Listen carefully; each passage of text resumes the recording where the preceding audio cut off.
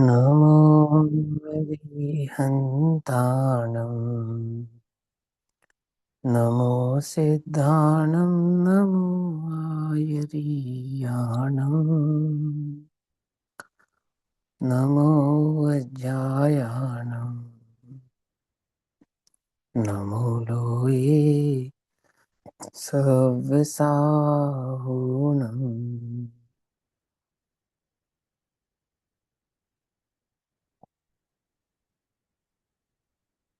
मंगलमय मंगलकरण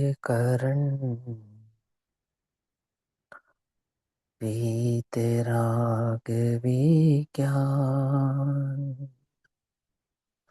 नमो ताहि जाति भई अरहंतादिमान्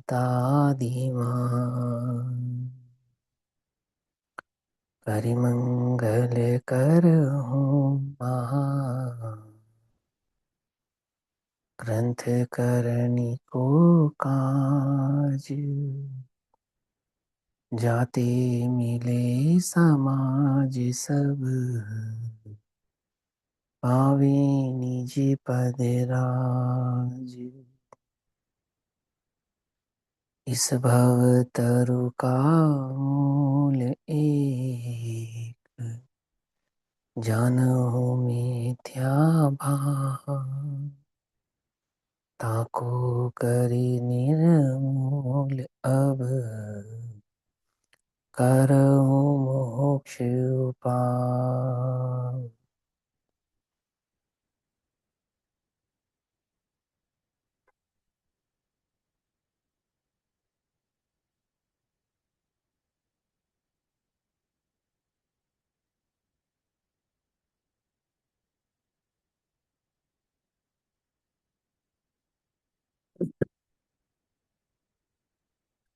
हमारा रात्रिकालीन स्वाध्याय का विषय चल रहा है भागवती स्वरूप पूज्य बहन श्री चंपा बहन के प्रवचनों के आधार से लिए गए प्रवचनांशों पर आधारित बहन श्री के वचनामृत।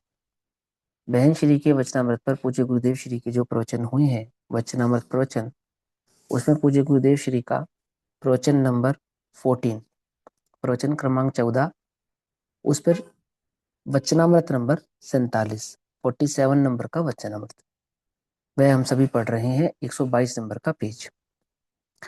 यहाँ बहन श्री के वचनामृत में बहन श्री कहते हैं कि त्रिकालिक ध्रुव द्रव्य कभी बंधा नहीं है।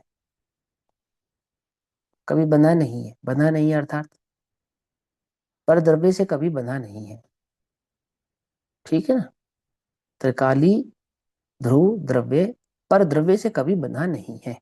तो किससे बंधा है कि रस्सी को सांप समझ लिया, रस्सी को सांप समझ लिया। अब बताओ कौन सा सपेरा ढूंढ के लाए जो उस सांप को पकड़ लेवे। हम्म कि भैया कैसी बात करते हो, सांप तो पहले सांप की सिद्धि तो करो। अर्थात आत्मा बंधा है अर्थात क्या कि अज्ञान ही है बंधना। आत्मा का अपना अज्ञान ही है, अज्ञान है। बंधन से दूर होने का उपाय क्या है कि अज्ञान दूर कर ले बस। समझ नहीं बात। अपने चैतन्य स्वभाव की खबर ना होना ही बंधन है। और चैतन्य कभी बंधा नहीं है, बंधा नहीं अर्थात पर द्रव्य से कभी बंधा नहीं है। यदि कुछ बंधन है तो अज्ञान का है। अज्ञान जैसे ही ज्ञान में परिवर्तित होता है तो क्या जानता है, बोलो। पर्याय प्रकट होती है तो आत्मा शुद्ध होता है, या शुद्ध हूं इसलिए शुद्ध पर्याय प्रकट होती है। हम्म? आत्मा बंधा है इसलिए निर्बंध होता है, कि निर्बंध है इसलिए ओहो निर्बंध भाव प्रकट होता है। आई बात समझ में। देखा जब अपने अंतर में तो क्या दिखा, बंधा हुआ आत्मा दिखा है। आठों कर्मों के बीच में सुरक्षित आत्मा है ये ज्ञायक आत्मा। नौ तत्वों में छुपी हुई एक ज्ञान ज्योति कैसी है, निर्मल है अर्थात मलिन नहीं हुई है। समझ में आती बात, नहीं समझ में आती। ये चैतन्य प्रभु चैतन्य, जिस चैतन्य प्रभुता पर जब दृष्टि जाती है तो दृष्टि जाने पर क्या ज्ञात होता है, अहो यह कभी बंधा ही नहीं था। दृष्टि मुक्त, दृष्टि मुक्त है ना। परमात्मा प्रकाश में एक गाथा है, उसमें आचार्य कहते हैं कि गृहस्थ भी मुक्त है। क्या कि गृहस्थ भी कह रहे हैं और मुक्त भी कह रहे हैं, कि गजब कहते हो। मुक्त कहते हो तो गृहस्थ कैसा, और गृहस्थ कहते हो तो मुक्त कैसा है। कि वो गृहस्थ पर्याय में प्रकाशित होने वाला आत्मा अपने स्वभाव का अनुभव करता है, तो कैसा अनुभव करता है, मुक्त हूं ऐसा अनुभव करने से दृष्टि मुक्त है। बंधन कहाँ है, दृष्टि में है। ठीक, तो यहाँ कहते हैं त्रिकाली ध्रुव द्रव्य कभी बंधा नहीं है। कौन है वो त्रिकालिक ध्रुव? मैं। ध्रुव समझते हो, त्रिकालिक समझते हो? त्रिकालिक माने प्रवाह क्रम, किसका प्रवाह क्रम, पर्यायों का प्रवाह क्रम, उसको त्रिकालिक कहते हैं। कालिक, काल, काल यानी पर्याय, काल द्रव्य की अपेक्षा है ना, तो काल को पर्यायों से मापा जाता है, इसलिए त्रैकालिक। त्रैकालिक तीनों काल में, भूत भविष्य वर्तमान तीनों काल में कौन है, एक चैतन्य विज्ञायक भगवान आत्मा ही है। प्रवाह क्रम में, पर्यायों के प्रवाह क्रम में जो कुछ है वह ध्रुव चैतन्य भगवान आत्मा ही है। आती है बात समझ में, नहीं आती है? समझे, पकड़ में ही बात। एक समय की पर्याय किसकी है, उत्पाद वह किसका है? छह द्रव्यों का। हाँ ठीक है, लेकिन एक समय की पर्याय पर्याय की है या एक समय की पर्याय द्रव्य की है? उत्पाद वह पर्याय का है या उत्पाद वह द्रव्य का है, ये प्रश्न है। उत्पाद सही वह है। स्वभाव द्रव्य का है। द्रव्य का है। हाँ हाँ, बिल्कुल ठीक कहा। और शायद दीदी ने जो बात कही बिल्कुल करेक्ट कही। समझे, एक समय की पर्याय वो पर्याय की नहीं है, एक समय की पर्याय किसकी है, द्रव्य की है। समझना ध्यान से, बात बड़े ध्यान से समझना। उत्पाद व स्वभाव किसका है पर्याय का उत्पाद व स्वभाव है। तो सब पर्याय तो होती ही एक समय की है, उसमें वह किसका, कि पूर्व पर्याय का। तो पूर्व पर्याय कहाँ गई, किसकी थी, द्रव्य में थी। उत्पाद किसका, जो अभी नहीं है उसका, जो नहीं है वो कहाँ है, कि द्रव्य के आधार से है। जो बीत गया वो द्रव्य के आधार से है, जो नहीं है वो द्रव्य के आधार से है, और जो है वर्तमान में वो पर्याय एक समय की है। तो एक समय की पर्याय में जो उत्पाद और वह होगा वो द्रव्य के बिना नहीं होगा। द्रव्य निकाल दो तो उत्पाद वह किसका करेगी पर्याय। समझना ध्यान से, बहुत ध्यान से समझने वाली बात है ये। त्रैकालिक, त्रैकालिक में ध्रुव, ध्रुव के बिना कैसा त्रिकालिक, त्रिकालिक के बिना कैसा ध्रुव। क्या समझ में, ही बात नहीं समझ में? कहते हैं त्रिकालिक ध्रुव द्रव्य कभी बंधा नहीं है। वो ध्रुव, ध्रुव कैसा है, जो कभी बंधन को प्राप्त हुआ नहीं है।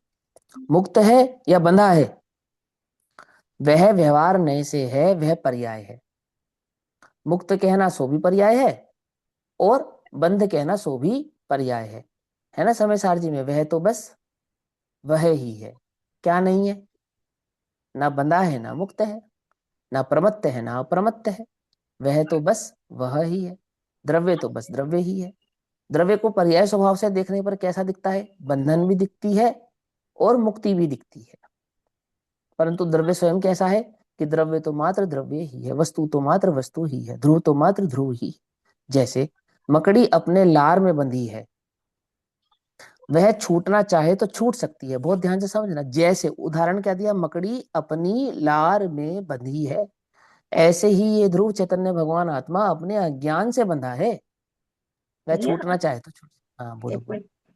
उत्पाद व द्रव्य युक्तम सत, तो ध्रुव, हाँ ध्रुव को अपरिणामी बोला है। सुनो, ध्रुव स्वभाव को परिणामी बोला है। उत्पाद व युक्त, उत्पाद व ध्रुव युक्त, युक्त क्या है, सत। जब हम सत माने क्या होता है, सत्ता। सत्ता किसकी होती है, वस्तु की, वस्तु की। वस्तु की है ना। तो वस्तु कैसी है, कि युक्त है, किससे युक्त है, उत्पाद व ध्रुवता से युक्त है। और उत्पाद व ध्रुव तीनों क्या है, ये तीनों पर्यायांश हैं। क्या कहा, समझ में आई बात। उत्पाद तो पर्यायांश है ही, वय भी पर्यायांश है और ध्रुवता भी पर्यायांश है, और इनसे बिल्कुल। युक्त होगा वो द्रव्य होगा। पकड़ में ही बात, नहीं पकड़ में, इनसे युक्त का नाम द्रव्य है। द्रव्य कौन है, जो उत्पाद व ध्रुवता से युक्त है। तो द्रव्य का ध्रुव एक स्वभाव है, द्रव्य में उत्पाद द्रव्य का एक स्वभाव है, द्रव्य में वह द्रव्य का एक स्वभाव है। पकड़ में बात नहीं, पकड़ में। प्रचन सारजी में एक बात आएगी 141 नंबर की गाथा में, 141 या 142 नंबर की गाथा में, तो वहां कहेंगे विशिष्ट पर्यायों से विमुक्त। तो ये विशिष्ट पर्याय क्या होती हैं और पर्याय क्या होती है और विशिष्ट पर्याय क्या होती है, अब ये दो बातें अपने को समझ में आए तो वो गाथा और वो टीका अपने को समझ में आए। तो वो विशिष्ट पर्याय माने जैसे आत्मा राग की पर्याय से जुदा है और केवल ज्ञान की पर्याय से जुदा है, तो विशिष्ट पर्याय हो गई है। राग की पर्याय और मुक्ति पर्याय ये विशिष्ट पर्याय हो गई। लेकिन द्रव्य पर्याय स्वभाव से जुदा नहीं है। क्या कहा, दो बातें समझ में आई, एक है पर्याय स्वभाव और एक है पर्याय की विशिष्टता। तो पर्याय स्वभाव क्या है, उत्पाद वय उत्पाद वय उत्पाद वय, ये पर्याय स्वभाव है। ये पर्याय स्वभाव किसके आधार से रहता है, ये द्रव्य के आधार से रहता है। और इस उत्पाद व स्वभाव में एक विशिष्ट पर्याय राग नामक पर्याय, मुक्ति नामक पर्याय, ये विशिष्टता है, इससे वह परे है। तो द्रव्य कैसा मिलेगा, जब भी द्रव्य मिलेगा उत्पाद व ध्रुव युक्त प्राप्त होगा, ऐसा होगा। समझे नहीं समझे। और वह उत्पाद वह कैसा है, तो वो उत्पाद वह की विशिष्टता समझेंगे। ये राग रूप है, ये मुक्त रूप है, ये सम्यक दर्शन रूप है, ये मिथ्या दर्शन रूप है, ऐसा। अब मान के चलो काल द्रव्य है, तो काल द्रव्य में विशिष्टता क्या है कि कुछ भी नहीं है, उत्पाद वे उत्पाद वे उत्पाद वे उत्पाद वे, बस एक समय की पर्याय मात्र। धर्म में अधर्म में इनमें विशिष्टता क्या है, कोई विशिष्टता नहीं है। आकाश द्रव्य में विशिष्टता क्या है, कुछ। अपरिणामी कैसे कहा फिर द्रव्य को, क्योंकि इनकी त्रिकाली व्यवहारिक ध्रुव पर्याय जो नहीं दृष्टि होती, का क्योंकि विषय है इसमें उसको विशिष्टता अपरिणामी नहीं है। कैसे कहा।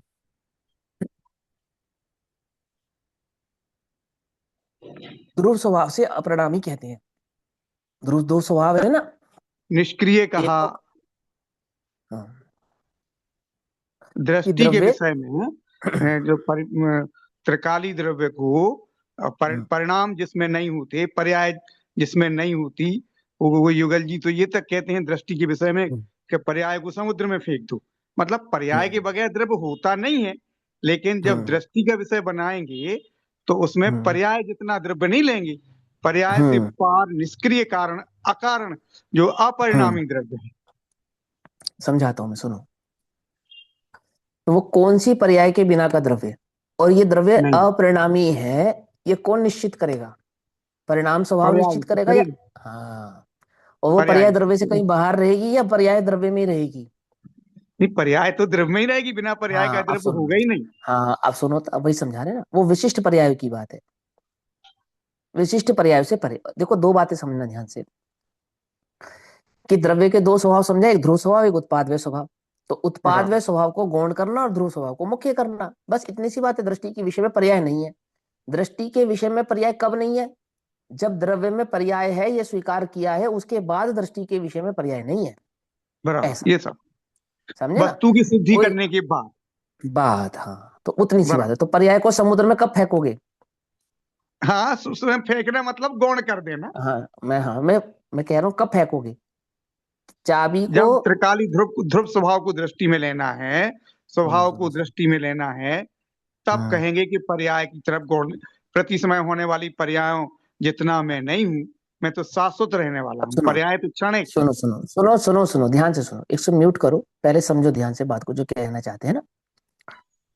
पर्याय को समुद्र में कब फेंकेंगे, तो पहले पर्याय की सिद्धि करेंगे, उसके बाद फेंकेंगे। क्या समझे, किसी वस्तु को अलग करने के लिए, गौण करने के लिए, कहीं फेंकने के लिए पहले उसकी होने की आवश्यकता है ना, तभी तो फेंकेंगे। है बिल्कुल ही बिल्कुल। नहीं, गधे के सर के सींग को गायब कर दो। अरे भैया, गधे के सर पे पहले सींग होंगे तो गायब होंगे ना। क्या समझे, कि तुम गधे के सर पे सींग मत देखो, तो कैसी गजब बात करते हो। सींग होते ही नहीं तो देखे कैसे, एक तो ये बात हो गई। और एक हो गई कि तुम गाय के सर पे सींग मत देखो, तो बात जचती है, आती समझ में, नहीं समझ में आती है। तो ऐसे ही पर्याय स्वभाव को समुद्र में फेंक दो, गौण कर दो, या उसको मत देखो, इसका मतलब वो वहां है, तभी उसको गौण करने की बात कर रहे हैं। है ही नहीं, सुनो भैया सुनो, क्या सातवें द्रव्य की दृष्टि मत करो। अरे गजब कर दिया, पहले सातवां द्रव्य तो सिद्ध करो, तो उसकी दृष्टि करेंगे। उसकी दृष्टि करना है या नहीं करना है इसकी बात तो हम बाद में करेंगे, पहले सातवें द्रव्य की सिद्धि करेंगे। ऐसे ही पर्याय स्वभाव को समुद्र में फेंक दो या उसकी दृष्टि मत करो या उसको गौण कर दो, कब वो है उसकी सिद्धि करेंगे तब। तो ऐसे है ना। और उसने कहा, आपने कहा ध्रुव, तो ध्रुव उसका स्वभाव है और पर्याय वो भी उसका स्वभाव है। तो नयों की दृष्टि से देखते ना, तो एक बार एक को गौण करना और एक को मुख्य करना। पर्यायार्थिक नय से द्रव्य देखा जाता है, पर्याय नहीं। द्रव्यार्थिक नय से द्रव्य देखा जाता है, पर्याय नहीं। क्या समझे? पकड़ में बात नहीं पकड़ में? द्रव्यार्थिक नय तो द्रव्य का विषय है ही, पर्यायार्थिक नय भी द्रव्य की सापेक्षता से है। कोई पर्याय अलग से कहीं पड़ी है और वो पर्यायार्थिक नय से घटित होता हो, ऐसा नहीं है। पकड़ में आती है, पकड़ में आती है, ऐसा समझे। तो यहाँ कहते हैं, यहाँ जो बात समझाते हैं, यहाँ कहते हैं मुक्त है या बंधा है, वह व्यवहार नय से है, वह भैया पर्याय है। जो आपने व्यवहार, बोला हाँ। काल द्रव्य और धर्म अधर्म, इन जो ये द्रव्य, इनमें विशिष्टता नहीं होती तो वैभाविक पर्याय नहीं होती, इसलिए विशिष्टता नहीं है ना इसमें, मतलब उत्पाद व हाँ इस उत्पाद तो, व तो हो हाँ रहे हाँ एकदम। हाँ, बस एक पर्याय स्वभाव भाव रहता है, बस। विशिष्टता सिद्ध करना चाहे कर भी सकते हैं, लेकिन वो पर्याय स्वभाव की इस स्थिरता मात्र भाव रहता है और कुछ नहीं है। विशिष्ट पर्यायों से भिन्न वो पुद्गल और जीव द्रव्यों में ही ये कथन लगता है ना। वहां पे जब विषय आएगा तो उस विषय की डिटेलिंग आप पढ़ेंगे, समझेंगे तो बात समझ में आएगी, क्योंकि यहाँ जो बात चल रही है, पहले इसकी मुख्यता से इस बात को समझते हैं। तो यहाँ कहते हैं त्रिकालिक ध्रुव द्रव्य कभी बंधा नहीं है। तो बंधा नहीं है अर्थात क्या हुआ कि पर द्रव्य से बंधा नहीं है ना। मैं किससे नहीं बंधा हूं? पर से कभी नहीं बंधा हूं। क्या? और जब बंधन की और मुक्ति की बात आती है तो वो व्यवहार ने से पर्यायार्थिक ने की अपेक्षा से आती है। व्यवहार का मतलब झूठा नहीं, व्यवहार का मतलब भेद।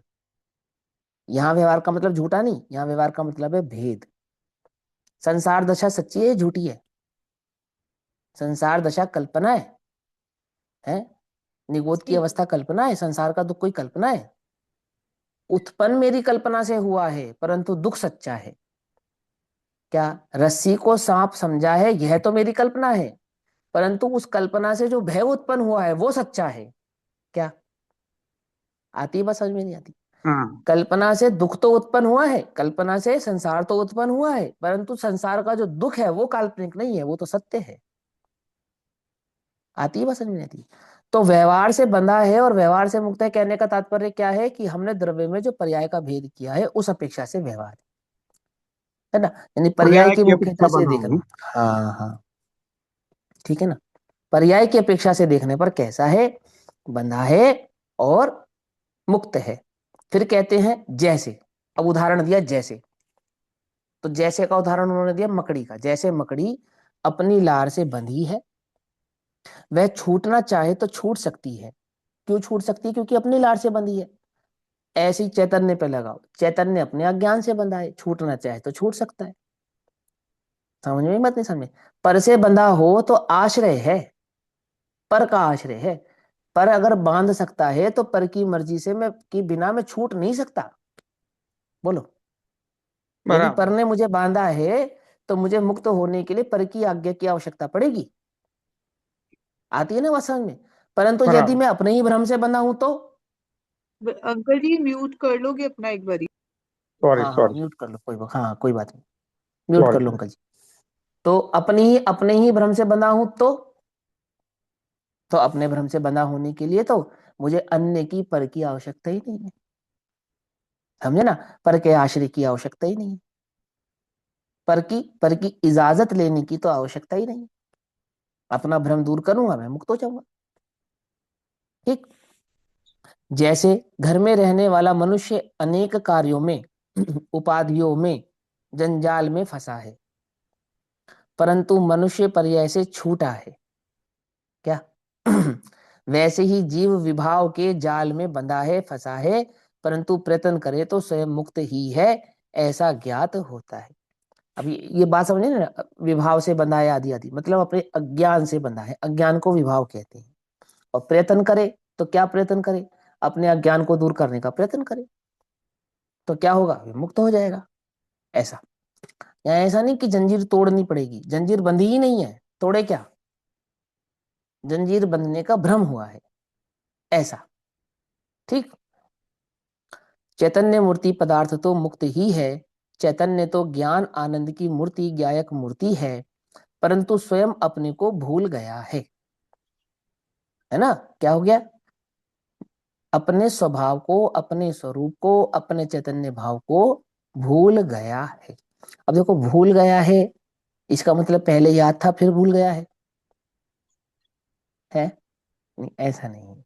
भूला ही हुआ है। हाँ, ये तो हाँ, भूले हुए को भूल गया है ऐसा ही कहते हैं। ठीक। विभाव का जाल बिछा उसमें फंस गया है। अब इस विभाव के जाल को किसने बिछाया? स्वयं नहीं बिछाया है, किसी अन्य ने बिछा दिया हो ऐसा नहीं है। ऐसा, परंतु प्रयत्न करे तो मुक्ति ही है, द्रव्य बंधा नहीं है। ऐसा बहन श्री के प्रवचनों के प्रवचनांश में, इस वचनामृत में बात आती है। अब इस पे पूज्य गुरुदेव श्री कहते हैं, क्या कहते हैं? त्रैकालिक ध्रुव द्रव्य कभी बंधा नहीं है। त्रैकालिक ध्रुव, त्रिका ये म्यूट कर दो आप। देखो ये जो होस्ट है ना, होस्ट, वो थोड़ा सा देख लें इस बात को, है ना। ये उन्हीं अंकल का ही अनम्यूट है। कोई बात नहीं दीदी, कोई बात नहीं। हर किसी को टेक्नोलॉजी से इतना रूबरू नहीं रहता वो, है ना। हम ही गलती कर जाते हैं, है ना। देखो क्या कहते हैं, त्रिकालिक ध्रुव पदार्थ है, वह कब बंधता है? त्रिकालिक ध्रुव पदार्थ कब बनता है? बोलो। तो कहते हैं, ध्रुव द्रव्य बंधे तो वह अवस्तु हो जाए। हाँ, एक द्रव्य दूसरे को बांध लेवे तो अवस्तु हो जाए। चैतन्य को कोई बांध लेवे तो चैतन्य कोई वस्तु ना रह पाए। क्यों वस्तु? क्यों क्यों नहीं रह पाएगी वो वस्तु? क्योंकि वस्तु कहते ही उसे है जो स्वतंत्र हो, अपनी सत्ता से हो, पर से ना हो, पराधीन ना हो, तब तो वो वस्तु सिद्ध होगी। पराधीन हो जाए तो उसे वस्तु कौन कहे? क्या समझे? कोई वस्तु है तो स्वयंभू होनी चाहिए। अपने से हो तो वस्तु है, तो सत्ता है, तो सत है, अन्यथा तो असत ही है। आई बात समझ में, है ना। तो क्या कहते हैं, त्रिकालिक ध्रुव पदार्थ है, वह कब बंधा है? ध्रुव द्रव्य बंधे तो वह अवस्तु हो जाए। त्रिकालिक स्वभाव सतरूप है ना, सत्ता रूप है। त्रिकालिक स्वभाव कैसा है? वो सतरूप है। वह कभी कर्म से तो नहीं, किंतु राग से भी नहीं बंधता। प्रश्न, पर्याय में बंध है इसलिए द्रव्य बंधता है ना। देखो, एक एक पहले पहले इतनी बात समझो, वह कभी कर्म से तो नहीं, यानी द्रव्य कर्म से तो बंधा ही नहीं है, परंतु किंतु राग से भी नहीं बंधता। तो राग से भी नहीं बंधता कहने का तात्पर्य क्या है? कि राग तो होता है, परंतु वह राग उस द्रव्य का कभी स्वभाव बन जाए ऐसा होता नहीं है। ऐसा पकड़ में ही होती, पकड़ में। अज्ञान तो है, परंतु अज्ञान वस्तु का स्वभाव हो जाए ऐसा कभी होता नहीं है। बंधन माने, बंधन माने जो रहे, समझे नहीं समझे? बंधना माने जो रहे, रहता ही नहीं है, क्षणिक है। इसलिए वह वस्तु से वह वस्तु उस भाव से कभी बंधती नहीं है। चैतन्य पर द्रव्य से तो कभी बंधता ही नहीं है, परंतु अपनी विकारी पर्यायों से भी बंधता हो ऐसा नहीं है। ऐसा समझे, वो त्रिकाली ध्रुव की शुद्धता को बतला रहे हैं। जैसे अभी वर्तमान में राग की पर्याय है, ऐसा होने पर भी मैं चैतन्य प्रभु तो शुद्ध ही हूं, अभी वर्तमान में शुद्ध ही हूं। यदि मैं अभी वर्तमान में शुद्ध नहीं हूं ऐसा मानूं, तो आश्रय किस शुद्धता का लूंगा जिससे शुद्धता प्रकट होगी? वो कौन सी चीज है जिसका आश्रय लेकर मैं शुद्ध हो सकता हूं? फिर बोलो, कोई ऐसी वस्तु चाहिए ना जिसके आश्रय से मुझे शुद्ध होना है। अशुद्ध पर्याय किसका आश्रय ले शुद्ध होने के लिए? जब द्रव्य भी अशुद्ध हो जाएगा तो। अशुद्ध पर्याय को शुद्ध होना है तो किस द्रव्य का आश्रय ले शुद्ध होने के लिए? जब द्रव्य अशुद्ध हो जाएगा तो। इसका मतलब क्या हुआ कि भले ही पर्याय अशुद्ध है, परंतु द्रव्य कभी अशुद्ध हुआ नहीं है, तभी तो उसका आश्रय लेने पर वो एक समय की अशुद्ध पर्याय दूसरे समय में शुद्ध भाव से प्रकट हुई है। पकड़ में बात नहीं? पकड़ में। ठीक। आगे क्या कहते हैं, पर्याय में बंध है इसलिए द्रव्य बंधता है ना, ये प्रश्न उठाया किसी ने। उत्तर, ऐसा नहीं है। पर्याय में बंध हो इसलिए द्रव्य बंधता हो ऐसा नहीं। तो पर्याय में बंध किसके बंधन को बतलाता है? कि पर्याय का बंधन उस एक समय की पर्याय के बंधन भाव को मात्र को बतलाता है, द्रव्य के बंधन को नहीं बतलाता है। ऐसे वस्तु स्वरूप की सूक्ष्मता पर यहाँ गुरुदेव कहते हैं। देखो क्या कहते हैं, पर्याय बंध है इसलिए द्रव्य बंधता है ना, ऐसा नहीं है। एक समय की पर्याय अटकी हुई है, द्रव्य नहीं। यदि बंधन है तो उस एक समय की पर्याय में है, परंतु किस में नहीं है? मेरे चैतन्य स्वभाव में वह बंध नहीं है। यदि बंध जाए तो फिर कौन से शुद्ध द्रव्य का, देखो एक बात समझना ध्यान से, कि नहीं द्रव्य तो बंध गया लेकिन तुम तो फिर भी उसको शुद्ध मानो, तो ये तो कल्पना कहलाएगी। मिथ्यात्व और किसका नाम है? जैसा नहीं है वैसे स्वीकारने का नाम ही तो मिथ्यात्व था। और द्रव्य शुद्ध नहीं था लेकिन मैंने शुद्ध स्वीकारा, इसको तुमने सम्यक कह दिया। ये कैसे सम्यक हो गया? क्या समझे? बंधे हुए द्रव्य को बंध स्वीकारूंगा ये सम्यक कहलाएगा, या बंधे हुए द्रव्य को अबंध स्वीकारूंगा ये सम्यक कहलाएगा? शुद्ध द्रव्य को शुद्ध स्वीकारूंगा ये सम्यक कहलाएगा, या अशुद्ध द्रव्य को शुद्ध स्वीकारूंगा ये सम्यक कहलाएगा? सम्यक क्या कहलाएगा? बोलो। सम्यक तो तभी सम्यक कहलाएगा ना जब द्रव्य शुद्ध हो और मैं उसको शुद्ध स्वीकारूं। आ रही है बात समझ में? नहीं आ रही है? यदि द्रव्य स्वभाव अशुद्ध हो और स्वीकार में शुद्ध लूं तो ये तो मिथ्यात्व है। आई बात समझ में? नहीं समझ में? इससे क्या समझ में आया कि अशुद्धता है तो क्षणिक है। कहाँ है वो? एक समय की पर्याय में है और द्रव्य में नहीं है। तभी द्रव्य को मैं शुद्ध स्वीकारता हूं और शुद्ध द्रव्य का आश्रय लेने पर वह पर्याय भी शुद्ध भाव से प्रकट हो जाती है। अंतर समझ में आ रहा है या नहीं समझ में आ रहा है? कैसे समझाता दृष्टि के विषय को? देखो यहाँ क्या कहते हैं, ऐसा नहीं है यदि एक समय की पर्याय बंधी है तो द्रव्य बंधा हो, ऐसा नहीं है। क्यों नहीं है? क्योंकि एक समय की पर्याय अटकी हुई है, द्रव्य नहीं। द्रव्य कैसा है? द्रव्य तो पृथक और मुक्त ही है। पृथक और मुक्त ही है मतलब कि वो द्रव्य का जो स्वभाव है, द्रव्य में जो द्रव्य का पर्याय स्वभाव है, क्या कह रहा हूं मैं, समझना ध्यान से और द्रव्य में जो द्रव्य का स्वभाव है वो कैसा है कि वो दोनों अपने आप से जुदे जुदे भिन्न भिन्न भाव वाले हैं, है ना। तो द्रव्य कैसा है कि द्रव्य को देखने पर वह द्रव्य तो शुद्ध ही है, निर्मल ही है, अबद्ध ही है। कौन? मैं।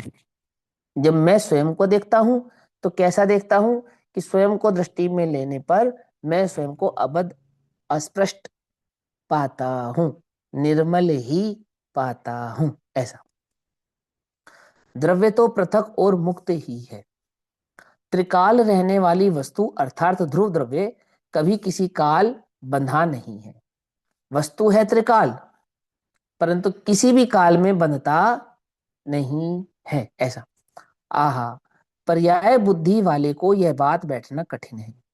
अर्थात जिसने द्रव्य के स्वभाव का निर्णय तो किया नहीं, द्रव्य के स्वरूप को तो समझा नहीं, और प्राप्त पर्याय में ही जो तन्मय हो रहा है, वो स्थूल द्रव्य पर्यायों में, स्थूल असमान जाति द्रव्य पर्यायों में ही जो तन्मय है, उसको यह बात बैठना कठिन पड़ती है। पर्याय अशुद्ध हुई तो द्रव्य भी अशुद्ध हो गया, क्योंकि पर्याय उसकी है ना। ये प्रश्न है, प्रश्न, ये प्रश्न है। क्यों? क्या लगता है आपको? आपको ऐसा लगता है कि पर्याय अशुद्ध हुई तो द्रव्य भी अशुद्ध हो गया? क्यों हो गया द्रव्य अशुद्ध? क्योंकि पर्याय तो द्रव्य की है ना। तो जब पर्याय अशुद्ध होगी तो द्रव्य भी अशुद्ध हो जाएगा। कि पर्याय की अशुद्धता से द्रव्य को अशुद्ध कहो तो कहो, परंतु पर्याय की अशुद्धता से द्रव्य अशुद्ध होता नहीं है। क्या कहा? नहीं समझे? मैं समझाता हूं। तुम्हारे हाथ गंदे होते हैं? होते हैं, फिर साफ हो जाते हैं। हो जाते हैं नहीं हो जाते हैं? हो जाते हैं ना। तो जैसे अब जैसे तुम्हारे हाथ गंदे होते हैं और साफ हो जाते हैं, ऐसे यदि रसगुल्ला गंदा हो जाए, जमीन पे गिर जाए, मिट्टी में गिर जाए, नाले में गिर जाए, तो फिर वो भी साफ हो जाएगा, है? नहीं होता। तो हाथ गंदे होने पर साफ हो जाते हैं, कैसे हो जाते हैं? और रसगुल्ला गंदा होने पर साफ नहीं होता, वो कैसे नहीं होता? कि जब हाथ गंदे होते हैं तब भी अपने को दृष्टि ये रहती है कि हाथ साफ है। साफ है तो साफ करने का उद्यम करता है। क्या कहा? समझ में बात नहीं? गंदे हाथ साफ हैं इस दृष्टि से साफ करता है तो साफ होते हैं ना। क्या? लेकिन वो रसगुल्ला तो अब अशुद्ध ही हो गया है, अब वो साफ नहीं हो सकता। उसकी अशुद्धता स्वीकारना और इन हाथों की अशुद्धता स्वीकारना में कुछ अंतर है या नहीं? बोलो, अंतर है या नहीं? है? ये हाथ दिन में 10 बार अशुद्ध होते हैं और 10 बार शुद्ध होते हैं, होते नहीं होते हैं? ऐसे ही है ना, 10 बार अशुद्ध होते हैं और 10 बार शुद्ध हो जाते हैं। कि गजब है, ये कैसे हाथ है तुम्हारे, शुद्ध हैं या अशुद्ध हैं? निर्णय तो कर लो। कि भैया शुद्ध ही है। तथापि अशुद्धि के संपर्क से अशुद्ध हो गए ऐसा कहते हैं, और अशुद्धि हट जाती है तो शुद्ध शुद्ध तो होते ही है। शुद्ध करने के लिए क्या करते हो कि अशुद्धि का संपर्क दूर करना ही हाथों को शुद्ध कहना है। पकड़ में ही बात नहीं, पकड़ में क्या कहना चाहते हैं? तो कहते हैं द्रव्य शुद्ध है या अशुद्ध है? द्रव्य शुद्ध है या अशुद्ध है? क्योंकि पर्याय अशुद्ध है और पर्याय द्रव्य के बिना होती नहीं। पर्याय द्रव्य के बिना होती नहीं, तो फिर द्रव्य को भी अशुद्ध मानना पड़ेगा। तो यहां प्रश्न उठाया कि पर्याय अशुद्ध हुई तो द्रव्य भी अशुद्ध हो गया। क्यों हो गया? क्योंकि पर्याय उसी की है ना, द्रव्य की ही है ना। ऐसा कोई कहता है, किंतु भाई द्रव्य वस्तु का त्रिकालिक सत्य तो जो का त्यों ही है। कैसा है? यदि उस वस्तु को वस्तु की अपेक्षा से देखें, द्रव्य की अपेक्षा से देखें, ध्रुव की अपेक्षा से देखें, तो वस्तु तो जैसी थी वैसी की वैसी ही है। द्रव्य में द्रव्यांतरपना होता नहीं है, अर्थांतरपना होता नहीं है। समझ में बात नहीं? समझ में? कैसा है कि चैतन्य सदैव चैतन्य ही रहता है। चैतन्य चैतन्य चैतन्य चैतन्य चैतन्य भाव रूप ही रहता है। ऐसा उसकी प्रभुता की क्या बात कही। उसका माप करते हुए अपनी मति का माप हो जाता है। क्या समझे? चैतन्य का माप करने जाते हैं तो मति ही मप जाती है। क्या समझे? मति का ही माप हो जाता है। मति का माप हो जाता है मतलब मति थोड़ी रह जाती है। ऐसा कह रहे कि हम जब वस्तु नापने जाते हैं ना, वस्तु के स्वरूप की खोज करने जाते हैं, उसकी उसकी था में उतरने की कोशिश करते हैं, तो ये क्षेपक्षम ज्ञान कैसा है? ये थोड़ा ही पड़ जाता है। इससे उसकी महिमा कही नहीं जा सकती, समझी नहीं जा सकती, अनुभूत तो की जा सकती है। ऐसा है ना। तेरा अरूपी भगवान आत्मा वह तो कोई अगाध वस्तु है भाई। वह अनादि से एक समय की पर्याय में खेल रहा है, मतलब प्रति समय प्रति समय प्रति समय की पर्याय में प्रकट हो रहा है। खेल रहा है मतलब प्रकट होता है। प्रकट तो होता है लेकिन एक पर्याय मात्र जितना रहता नहीं है। ऐसा 9वें ग्रेवक में गया, तथापि वहां भी एक समय की पर्याय का खेल खेल रहा था, है ना। प्रति प्रति समय ज्ञान की प्रतिपल उठे तरंग, ऐसे ही उस द्रव्य की प्रतिपल पर्यायों में प्रतिपल वह द्रव्य प्रकट हुआ। शुद्ध पर्यायों में शुद्ध दिख रहा था, अशुद्ध पर्यायों में अशुद्ध दिख रहा था, परंतु ना शुद्ध हुआ है ना अशुद्ध हुआ है, वह तो बस वह ही है। ऐसा, और वह स्वभाव को शुद्ध ही है ऐसा कहती है। आहा कैसे बैठे यह बात। कैसे बैठे मतलब कैसे समझाएं तुमको ये बात? एक मिनट, ये बात तुम दोबारा बता दीजिए। हाँ हाँ नौवीं बताइए। ग्रेड नौवीं ग्रेवेक में गया तथापि हाँ एक चाहे समय 9वें ग्रेविक में, हाँ तत् माने इस संसार में वो कहीं भी गया, कहीं भी गया, परंतु एक समय की पर्याय मात्र से ही प्रकट होता रहा। 9वें ग्रेविक का तो उदाहरण दिया उन्होंने। अभी वर्तमान पर्याय में भी एक समय का ही है, राग की पर्याय में भी एक समय का है, केवल्य ज्ञान की पर्याय में भी एक समय भावी रहेगा अगर केवल ज्ञान की अपेक्षा से देखेंगे तो स्वर्ग जाए चाहे नरक जाए चाहे कहीं जाए, तो स्वर्गों में भी उत्कृष्ट स्वर्ग कौन सा है? वो ग्रेविक स्वर्ग, मिथ्या दृष्टि के लिए। यदि मिथ्या दृष्टि मैक्सिमम किसी स्वर्ग को प्राप्त करेगा तो मैक्सिमम से मैक्सिमम वो 9वें ग्रेविक तक के पर्याय भाव को प्राप्त करेगा, स्वर्ग को प्राप्त करेगा। वहां 9वें ग्रेविक में गया तो वहां भी कैसा था? अमर हो गया था क्या? हम्म, स्वभाव से तो अमर था लेकिन वो पर्याय अमर नहीं थी। वहां भी एक समय भाव मात्र की ही थी, क्षणिक था, मतलब वह भाव भी उसका क्षणिक ही था। तथापि वहां भी एक समय की पर्याय खेल खेल रहा था और यहाँ भी एक समय की पर्याय का खेल खेल रहा है, और जहां भी रहेगा एक समय की पर्याय का खेल ही खेल खेलेगा। कब? जब पर्याय दृष्टि से देखोगे उसे तब। आहा कैसे बैठे यह बात। अब मैंने कैसे बैठे ये बात, अब तुम्हें ये बात हम कैसे समझाएं, कैसे जचाएं? ऐसा कहने गुरुदेव, है ना। पंच महाव्रत का पालन करना, यह करना वह करना, यह बंध के भाव पर्याय में है। क्या कहा? ये सब पर्याय के भाव है, पर्याय में है। त्रिकालिक द्रव्य किसी काल बना नहीं है, वह तो मुक्त ही है। अर्थात मुक्ति होने का उपाय कहीं पर्याय में नहीं पड़ा। मुक्त होने का भाव तो स्वभाव, द्रव्य का स्वभाव ही है। तू उसकी ओर देखे तो तुझे मुक्त होने का उपाय करना नहीं पड़ेगा, ओहो मुक्त ही है, ऐसा तेरी समझ में आएगा। ठीक है ना। आई बात समझ में? नहीं समझ में क्या कहना चाहते हैं? मुक्त होने के लिए क्या करना है? 28 मूल गुणों का पालन करना है, निरतिचार, है ना। तो कहते हैं स्वभाव को दृष्टि में ले तो तुझे ज्ञात हो कि तू स्वभाव से मुक्त ही है, तुझे मुक्त होने का अन्य कोई उपाय करना नहीं, ऐसा। ठीक, उस चैतन्य की महिमा बतला रहे हैं, कैसा उसका भाव, कैसा उसका स्वभाव है, ऐसा। हाँ आंटी बोलिए। ये प्रश्न आ रहा है जैसे द्रव्य शुद्ध है, ऐसे एक समय की पर्याय भी तो शुद्ध है ना, कुछ की भी पर्याय हो। को पर्याय की अपेक्षा मात्र से देखा जाए, एक समय मात्र की अपेक्षा से देखा जाए तो उस पर्याय को भी शुद्ध कहते हैं। उत्पाद व स्वभाव की अपेक्षा से शुद्ध कहते हैं, लेकिन उस पर्याय में शुद्ध और अशुद्ध सापेक्षता से होती है। यदि वो हाँ, पर्याय द्रव्य भाव को प्रकट करे तो शुद्ध कहलाएगी, और द्रव्य का जो स्वभाव है उसको प्रकट ना करे तो अशुद्ध कहलाएगी। क्योंकि यहाँ तो द्रव्य की सापेक्षता से चर्चा हो रही है, और वो एक समय की पर्याय द्रव्य के स्वभाव को प्रकट नहीं कर रही है, अपितु राग आदि भाव को प्रकट कर रही है, और उस राग आदि भाव की अपेक्षा से इस द्रव्य को बंधा हुआ कहा जा रहा है।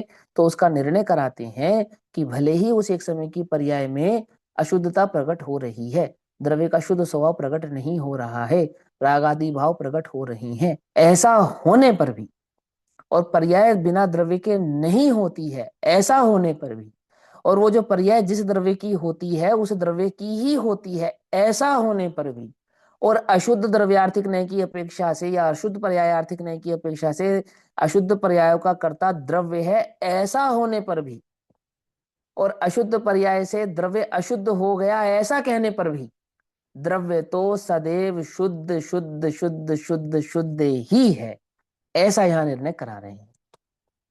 आई समझ में बात? ठीक, चलो आगे कहते हैं, मुक्त है या बंधा है वह व्यवहार ने से है, वह पर्याय है। ठीक, तो पर्याय व्यवहार से होती है तो व्यवहार तो असत्य होता है, तो पर्याय भी असत्य हो गई। तो कैसा असत्य है व्यवहार? तो असत्य कई प्रकार का होता है ना। एक होता है कल्पित असत्य, और एक होता है वैभाविक असत्य। क्या कहा? क्षणिक सत्य को असत्य कहती है, वैभाविक सत्य को असत्य कहते हैं, और कल्पना को भी असत्य कहते हैं। पकड़ में आ रही बात? नहीं पकड़ में आ रही? क्या कहा, फिर समझाता हूं। गधे के सर पर सींग और आकाश में कुसुम, एक तो ऐसा सत्य है ना। समझ में आई बात? नहीं समझ में? और पूजा करते हुए को पुजारी, और दुकान चलाते हुए को व्यापारी, एक ऐसा भी असत्य है। समझे नहीं समझे बात? यह चैतन्य देह में रहे तो इसे भी मनुष्य कहना, एक ऐसा भी असत्य है ना। और अपनी पर्यायों का कर्ता द्रव्य है, एक ऐसा कहना भी असत्य है। लेकिन इन सभी असत्यों में एक फर्क है। क्या फर्क है? कि जमीन आसमान का फर्क है। एक असत्य तो ऐसा है जिसकी सत्ता लोक में ही नहीं है, परंतु एक असत्य कैसा है जिसकी सत्ता तो है परंतु वह क्षणिक है। एक असत्य कैसा है जिसकी सत्ता तो है परंतु वो स्वभाव नहीं है, इसलिए असत है। क्षणिक है इसलिए असत है। अंतर समझ में आ रहा है नहीं आ रहा है? क्या समझाना चाहता हूं मैं आपको? व्यवहार है इसलिए असत है, तो कौन सा असत है? गधे के सर पे सींग जैसा असत नहीं, क्षणिक सत होने से असत है, वैभाविक असत होने से असत है। अंतर समझना ध्यान से, समझना ध्यान से। क्या कहा? केवल ज्ञान सत है या असत है? तो केवल ज्ञान तो पर्याय है, केवल ज्ञान तो पर्याय है, और केवल ज्ञान की वो पर्याय एक समय की है, सत्ता और है वो कि पर्याय होने से व्यवहारिक कहलाएगी। केवल ज्ञान की वो एक समय की पर्याय होने से व्यवहारिक कहलाएगी। उसे सत कहें या असत कहें, कि पर्याय है इसलिए असत है, कि भैया एक समय का सत है इसलिए असत है। समझ में आई बात? एक समय के सत और व्यवहारिक असत में क्या अंतर होता है? कि शुद्ध पर्यायों को तो एक समय का सत कहते हैं, मात्र असत है ऐसा नहीं कहते हैं। लेकिन व्यवहारिक पर्याय एक समय की होती हैं तो भी उन्हें व्यवहारिक की अपेक्षा से असत है ऐसा कहते हैं। अंतर समझ में आ रहा? दोनों में नहीं समझ में आया? समझ में आया? केवल ज्ञान की पर्याय एक समय की जो है वो सत्य है या असत्य है? तो बताओ आप, क्या है, सत है या असत है? मैंने तो सुना था, अभी आपने असत बोला। हाँ, तो एक समय की है, क्षणिक सत है। क्या समय? एक समय की सत है ना, इसीलिए उसको असत है, ऐसा कहने में कोई आपत्ति नहीं है। लेकिन वो ऐसी असत नहीं है। कैसी असत? जैसे गधे के सर पर सींग। ठीक है। अब आ जाओ व्यवहारिक पर्याय। तो व्यवहारिक पर्याय भी असत हैं, तो उनकी केवल ज्ञान से तुलना नहीं करती। उनकी विभाव, चूंकि वे स्वभाव नहीं है इसलिए असत है। क्षणिक तो है ही, एक समय की तो है ही, परंतु केवल ज्ञान की पर्याय तो स्वभाव प्रकट करती है, इसलिए सत असत है। और क्षणिक पर्याय और वैभाविक पर्याय वे तो कभी स्वभाव प्रकट ही नहीं करती, इसलिए वे तो असत ही है। ऐसा द्रव्य की अपेक्षा से देखने पर तो सदैव असत है। केवल ज्ञान तो द्रव्य की अपेक्षा से देखने पर कदापि सत कदापि असत ऐसा सिद्ध हो सकता है। कैसे हो सकता है? क्योंकि द्रव्य स्वभाव को प्रकट करता है। समझे ना? केवल ज्ञान शक्ति मेरी है जो उस एक समय की पर्याय में प्रकट होती है। शुद्ध स्वभाव मेरा है जो उस एक समय की पर्याय में प्रकट होता है। अनंत सुख स्वभाव मेरा है जो एक समय की पर्याय में प्रकट होता है। लेकिन राग ये किसका है? ये मिथ्यात्व ये किसका है? मेरा तो नहीं है, मेरे किसी गुण में तो नहीं है, तो भी पर्याय में प्रकट होता है। असत कहें या सत कहें? असत है। समझ में बात? नहीं समझ में? क्या समझा रहे? द्रव्य अपेक्षा से बात करेंगे तो मिथ्यात्व हाँ रूपी पर्याय वो असत है, और जो हाँ केवल पर्याय है वो सत हो गई, क्योंकि वो मेरे हाँ, स्वभाव को प्रकट कर रही है। स्वभाव को लेकिन प्रकट कर रही है, और मिथ्यात्व मेरे स्वभाव को प्रकट नहीं कर रहा है, तो इसीलिए उसको असत है। मैंने मिथ्यात्व को असत है ऐसा कहा। व्यवहार है, मेरा नहीं है, पर का है, पुद्गल का है, मेरा नहीं है ऐसा स्वीकारेगा। ये सारा अध्यात्म का कथन है, अध्यात्म की शैलियां हैं। अध्यात्म की शैलियों में इसी प्रकार से निर्णय किया जाता है, इसी प्रकार से वचन कहे जाते हैं। और एक त्रिकाली ध्रुव की अपेक्षा से देखने पर तो शुद्ध और अशुद्ध दोनों का ही वहां पर अभाव कर लिया जाता है। न शुद्ध हूं न अशुद्ध हूं, न शुद्ध पर्याय मेरी है न अशुद्ध पर्याय मेरी है। तो वो दृष्टि का विषय, माने आनंद का विषय, दृष्टि का विषय, उपयोग की स्थिरता का विषय तो त्रिकालिक ध्रुव भगवान आत्मा ही है। और त्रिकाली ध्रुव भगवान आत्मा की सिद्धि करेंगे तो कैसे करेंगे? शुद्ध पर्यायों से करेंगे। जो जो मैं हूं वह है भगवान, ऐसा। अंतर यही ऊपरी जान, वे वैरागी यहाँ राग वितान। पकड़ में ही बात? नहीं पकड़ में?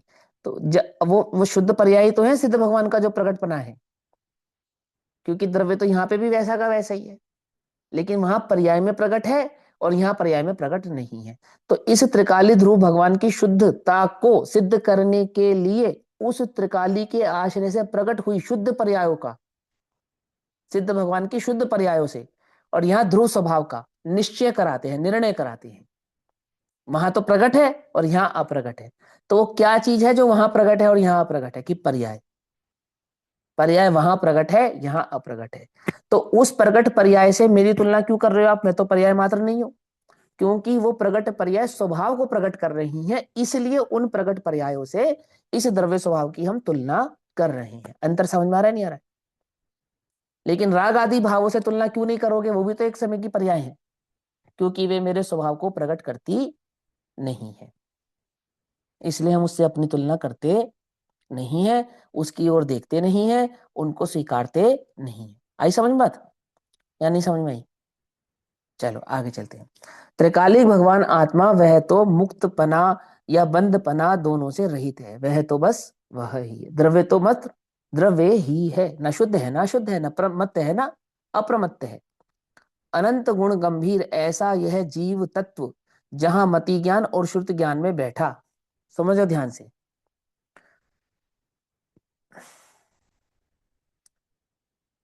अनुभूति के मार्ग पे जाना है ना तुमको, है ना? तो कितनी बातें तुम्हें समझ में आनी चाहिए? सियादवाद सबसे पहले समझ में आना चाहिए, है ना? देखो सियादवाद से पहले तो क्या कहा? उस त्रिकाली भगवान आत्मा को मुक्त कहा, वह तो बस वही ध्रुव ध्रुव है बस। अब वो चैतन्य भगवान ध्रुव है, ये बात तुम्हें समझ में आनी चाहिए। कहां समझ में आनी चाहिए? वर्तमान प्रगट ज्ञान की इस पर्याय में समझ में आनी चाहिए। समझ रहे? पर्याय का निषेध कर रहे हो और पर्याय में समझ में आनी चाहिए, ऐसी बात कर रहे हो, है? ये तुम्हारी बात ही समझ में नहीं आती। पर्याय का पहले निषेध करते हो और फिर कहते हो उस पर्याय में ऐसा स्वीकार करो। कि कहना क्या चाह रहे हो आप? कि भाई इसीलिए कहा ना पहले प्रमाण का विषय अच्छे से समझ ले, तो तुझे ये बात भली प्रकार से समझ में आएगी। ठीक है ना? आई बात समझ में? इसलिए मैंने कहा एक पर्याय स्वभाव और एक विशिष्ट पर्याय, दोनों में अंतर है ना। तो देखो क्या कहते हैं, त्रिकालिक भगवान आत्मा वह तो मुक्तपना, मुक्तपना क्या है? पर्याय है। या बंधपना, सो बंधपना क्या है? सो वह भी पर्याय है, इन दोनों से रहित है। फिर अब अगली लाइन क्या कहते हैं, अनंत गुण गंभीर ऐसा ये जीव तत्व, जहां, जहां माने कहा, जहां, जहां समझ गए? अरे जहां जो जीव इस बात को स्वीकार करेगा, तुम स्वीकार करोगे तो इस जहां में तुम ही हो। जहां माने वो संसार नहीं जहां माने जिस क्षेत्र में, जिस काल में जो द्रव्य, जो जीव इस बात को स्वीकार करेगा। किस बात को स्वीकार करेगा? कि मैं ना प्रमत्त हूं ना अप्रमत्त हूं, ना मैं बंधा हूं ना मैं मुक्त हूं, मैं तो बस मैं ही हूं। मैं एक चैतन्य भगवान ज्योति स्वरूप भगवान आत्मा हूं, चैतन्य ज्योति स्वरूप भगवान आत्मा, ऐसा जिसने अपने स्वभाव को स्वीकार किया। तो कहां स्वीकार करें? क्योंकि मैं तो अपरिणामी हूं। स्वीकार कौन करेगा? अपरिणाम भाव स्वीकार करेगा तो परिणामी नहीं हो जाएगा तो तुम स्वीकार की बात क्यों करते हो? अपरिणामी की कैसे स्वीकृति? वो तो है ही ना, कि ऐसा हूं, हूं के ऐसे भाव को जो स्वीकार करे। तो कहां स्वीकार करूं? है कि वर्तमान ज्ञान की इस पर्याय में स्वीकार करें। अब वर्तमान ज्ञान की इस पर्याय को क्या कहते हैं? मति श्रुत ज्ञान कहते हैं। समझे? है तो ज्ञान, लेकिन ज्ञान की इस पर्याय का नाम क्या है? अभी मति श्रुत है। ज्ञान की इसी पर्याय का नाम क्या हो जाने वाला है? केवल्य ज्ञान। ज्ञान की इसी पर्याय का नाम क्या है? चैतन्य है, ध्रुव है। क्या समझे? समझ नहीं? बात नहीं समझ में आती है ना? बात समझ में है ना? तो देखो क्या कहते हैं, अनंत गुण गंभीर ऐसा यह जीव तत्व, जहां, जहां माने जिसे, मति ज्ञान और श्रुत ज्ञान में बैठा, बैठा, बैठा माने समझ में आया, जिसे अपने उपयोग में ज्ञान की इस पर्याय में अपने चैतन्य का यह भाव, यह स्वभाव समझ में आया, समझ में आया और उसका उपयोग वहां पे टिका। धारणा में समझ में आया और धारणा में समझ में आए हुए उस तत्व ज्ञान में उपयोग वहां पर ठहरा, तो कहते बैठा। बैठने में ठहराव है ना, खड़े रहने में ठहराव नहीं है। क्या समझे? अरे भाई थोड़ा बैठो, बैठो, बैठ के बात करेंगे। तुम तो भाग रहे हो, तो खड़े हुए आदमी को क्या कहते हैं हम? कि भैया तुम तो भाग रहे हो, ऐसे कहते हैं ना। तो थोड़ा बैठो, तो ये उपयोग वहां पर ठहरे। कहाँ ठहरे? अपने स्वभाव में ठहरे, बैठा। फिर क्या कहते हैं, वहां उसका सहज अस्तित्व ख्याल में आता है। ख्याल में आता है। ख्याल, ख्याल माने है, ख्याल माने उपयोग, वर्तमान ज्ञान की पर्याय, इसके पर्यायवाची है सब। ख्याल अलग है, उपयोग अलग है, वो अलग है, कुछ नहीं है। उसी को अलग अलग अपेक्षा से समझा रहे हैं। पहले समय की पर्याय में वो मतिश्रुत ज्ञान थी, दूसरे समय की पर्याय में उसी मतिश्रुत ज्ञान की पर्याय को उपयोग कहा, तीसरे समय में उसी को ख्याल कह दिया। क्या समझे? समझ नहीं बात? उसी के नाम बदल रहे हैं सब, ये जो तुम्हारा उपयोग है ना, इसी के नाम बदल रहे हैं। कैसे? तो उन्होंने कहा ऐसा अनंत गुण गंभीर ऐसा यह जीव तत्व, जहां मति ज्ञान और श्रुति ज्ञान में बैठा, वहां उसका सहज अस्तित्व ख्याल में आता है कि वस्तु है, अस्तित्व है। हूं का हुकार कहा ना जिसको, हाँ मैं हूं। कहाँ हूं? ओहो ये चैतन्य भाव ही मैं हूं। अभी कहने में और अनुभवने में थोड़ा अंतर है ना।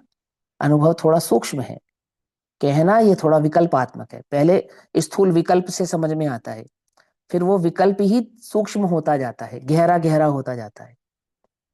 आपका जो विकल्प है ना अपने चैतन्य के संदर्भ में, ये विकल्प ही गहराता जाता है, थोड़ा स्थिर होता जाता है। और कितना स्थिर होता जाता है कि एक समय ऐसा आता है कि यही विकल्प निर्विकल्प हो जाता है। क्या कहा? क्या कहा? विकल्प क्या हो जाता है? विकल्प निर्विकल्प हो जाता है। ये ऐसी बात समझो जैसे पानी बर्फ हो जाता है और बर्फ पानी हो जाती है। क्या समझे? आई बात समझ में? नहीं समझ में है ना? तो बर्फ पानी हो जाता है और पानी बर्फ हो जाती है, दो है या एक है? कि वही पानी बर्फ हो जाता है। समझे नहीं समझे? वो जो विकल्प है ना, वो ज्ञान ही है। ज्ञान का दूसरा नाम सविकल्प होता है, मालूम? केवल ज्ञान को भी सविकल्प कहते हैं। क्या कहा? केवल ज्ञान को भी सविकल्प कहते हैं कि हाँ, ज्ञान का ही दूसरा नाम विकल्प है। पकड़ में ही बात नहीं? पकड़ में? विकल्प का मतलब सिर्फ चिंतन, चिंता नहीं। विकल्प का मतलब सिर्फ ज्ञेयों का चिंतन नहीं। विकल्प ज्ञान का ही दूसरा नाम है। तो यह ज्ञान जब अपने स्वभाव को स्वीकार कर रहा है ज्ञान के लेवल पर, तो कहलाता है विकल्प। और यही ज्ञान उस विकल्प से जब अनुभूति के लेवल पर चला जाता है, तो कहलाता है निर्विकल्प। क्या समझे? एक कच्ची नींद होती है, एक पक्की नींद होती है। क्या अंतर होता है दोनों में? है कि कच्ची नींद और पक्की नींद, नींद होती है ना, नींद, नींद की उथली उथली अवस्था को कच्चा कहते हैं, गहरी गहरी अवस्था को पक्का कहते हैं, है ना? ऐसे ही उपयोग की उथली उथली अवस्था को सविकल्प कहते हैं, गहरी गहरी अवस्था को, स्थिरता को निर्विकल्प कहते हैं। समझे या नहीं समझे? समझ में आती है बात? समझ में आए तो तुम्हें समझ में आए, बहुत सहज और सरल काम है। हाँ गरिमा दीदी, क्या कहना है, तो बोलिए। ये, लेकिन जब उन्हें केवल ज्ञान की प्राप्ति होगी जीव को, तो केवल ज्ञान की प्राप्ति भी अपने स्वरूप में स्थिर होने पर ही होगी। हाँ हाँ, अपने तो स्वरूप पे फिर स्थिर होने पर होगी। तो फिर उन्हें विकल्प क्यों कहा? ज्ञान का दूसरा नाम विकल्प है। समझे? विकल्प से एक ही चीज समझ में आ रही है ना अभी तक? एक ही चीज समझ में आई है, विकल्प और निर्विकल्प। नहीं नहीं, ज्ञान का जैसे ही दूसरा नाम। नहीं, हाँ, फिर अभी ज्ञान को। आपने हाँ बोलो जैसे बोलो अभी बोलो। आपने बोला कि जैसे ज्ञान का ही दूसरा नाम विकल्प है, हाँ लेकिन जैसे जानना ये तो विकल्प है, लेकिन उसमें जब अनुभूति हुई वो हाँ, निर्विकल्प वो भी है। विकल्प है, वो भी विकल्प है। अच्छा, लेकिन वो भी उसको निर्विकल्प, हाँ, उसको निर्विकल्प क्यों कहा आपने? विकल्प को निर्विकल्प क्यों कहते हो? क्योंकि क्योंकि स्थिर हो। उसमें उसके सिवा और कुछ नहीं है, इसलिए निर्विकल्प कहती है। और ज्ञान में, ज्ञान के सिवा केवल ज्ञान में क्या हुआ? कुछ भी नहीं हुआ, वो भी तो। सब कुछ है, जानने में सब कुछ आ रहा है, तो भी निर्विकल्प है, क्योंकि वह स्व संवेदन की मुख्यता है, अच्छा। तन्मय की मुख्यता है। तो उसमें जो तन्मयता है ना, वो अपने स्वभाव की तन्मयता है, इसलिए निर्विकल्प है। क्या समझे? नहीं। देखो मैं समझाता हूँ, समझो। जैसे अपने को मालूम चले, अपने को पता चले सीरिया में बम गिर गया, है ना, लड़ाई हो रही ना सीरिया की, और ये सब गल्फ कंट्री में लड़ाई हो रही है, तो अपना कोई चिर परिचित कोई वहां नहीं रहता, सात पुश्तों से रिलेटेड नहीं रहता, नहीं रहता ना, तो अब तुम्हें कितना फर्क पड़ रहा है? तो तुम विकल्प वाली कहलाओगी या निर्विकल्प कहलाओगी? निर्विकल्प कहलाओगी। तो इसका मतलब तुम्हें वहां क्या हो रहा है इसकी खबर नहीं है ना, तो फिर निर्विकल्प कैसे होगी? तुम तो सविकल्प हुई ना। निर्विकल्प क्यों कहती हो अपने को? कि किसी चीज को जान लेने से थोड़ी विकल्प होता है, उसमें तन्मय होने से विकल्प होता है। आई बात समझ में नहीं आई? क्या कहा? जानना विकल्प नहीं है, तन्मय होना विकल्प है। क्योंकि चैतन्य पर को जानता है इसलिए विकल्प है, ऐसा नहीं। पर में तन्मय होता है इसलिए विकल्प है, और स्वभाव में तन्मय होता है इसलिए निर्विकल्प है। पकड़ में ही बात नहीं? पकड़ में ही है ना? निर्विचार होने का अर्थ निर्विकल्प नहीं है। अब तुम विचार और विकल्प के बीच का भेद नहीं कर पा रहे, इसलिए कंफ्यूज हो रहे हो। समझे नहीं समझे? ये जो तुम्हारा विचार है किसके संदर्भ में? अपने चैतन्य भगवान आत्मा के संदर्भ में। अभी तो ये विचार है, फिर ये विचार बनेगा विकल्प।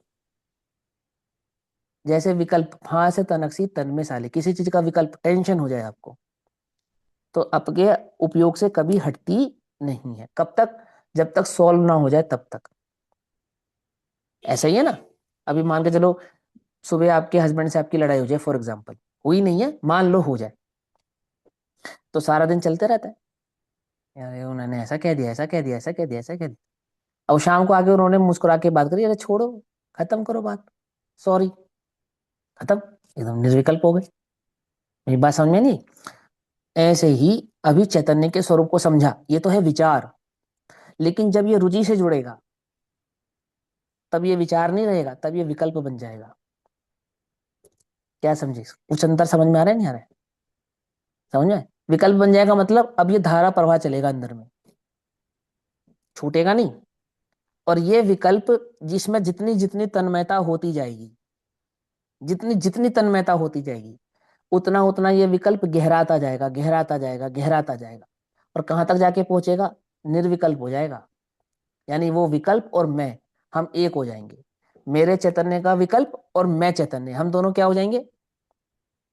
एक हो जाएंगे हम। मेरे संदर्भ में मेरा विचार और मैं, हम दोनों क्या हो जाएंगे?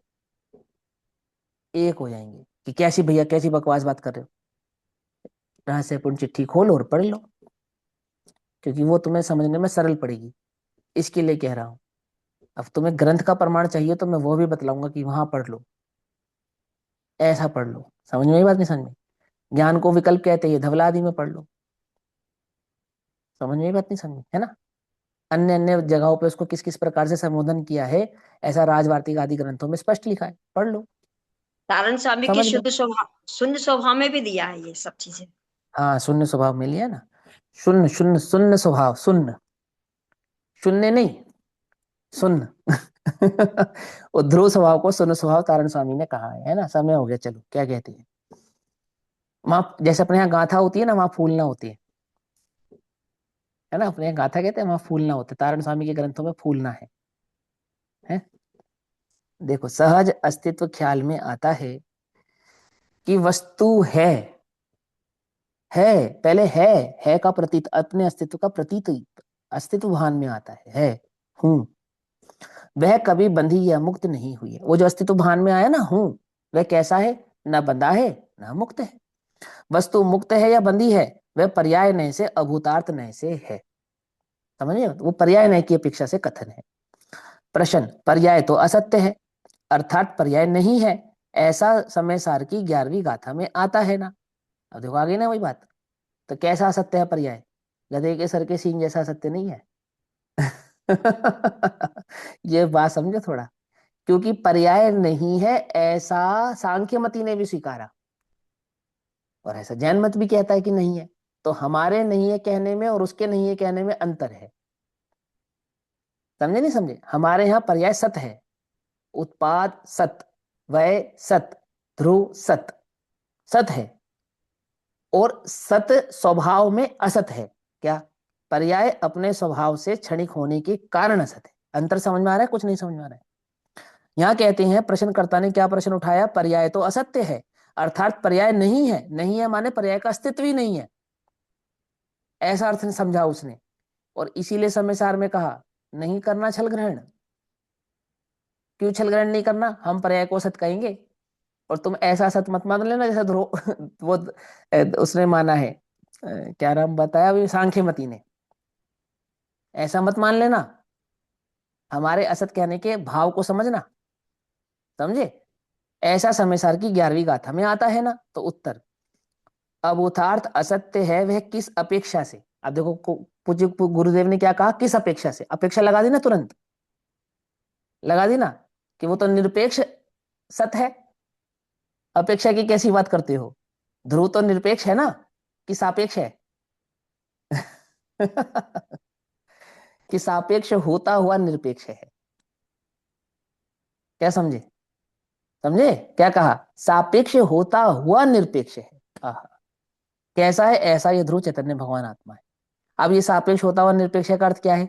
समय हो गया, इसकी चर्चा हम कल करेंगे। अब तुम्हें रस आता हो और तुम्हें पास समय हो तो ये कक्षा के बाद तुम आराम से पढ़ते रहना। पुस्तकें तो तुम सबके पास ही है ना? हाँ, और नहीं तो उसका चिंतन करना, थोड़ा मनन करना, और नहीं तो कल अपन पढ़ेंगे। ठीक, चलो, तब तक के लिए सभी को जय जिनेन्द्र। ओम नमः सिद्धेभ्यः। भैया एक क्वेश्चन था थोड़ा सा, हाँ बताइए। कि ये ममल जो तारण स्वामी ने दिया है, तो क्या अपने 5 परमागम में है क्या ममल शब्द? कौन सा सब शब्द? ममल, ममल। ममल? हाँ, वो ममल उन्होंने किस संदर्भ में दिया? मुझे अभी याद नहीं आ रहा। शुद्धता के संबंध, किसके संदर्भ में? शुद्धता के संबंध।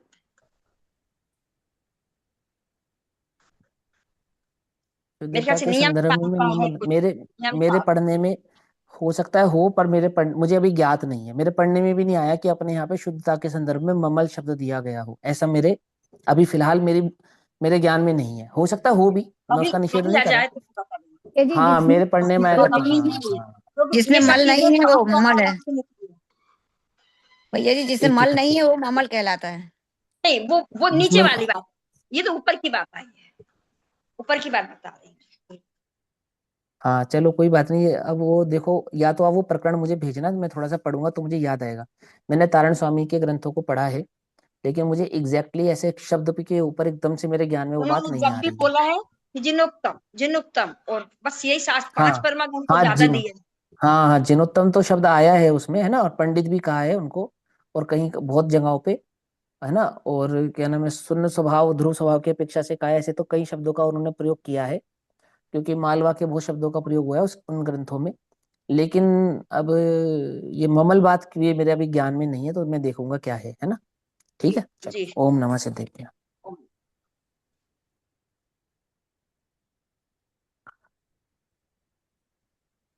निज निधि निज में बताई यह अनंत उपकार है, उसके लिए जिन वाणी माँ को वंदना शत बार।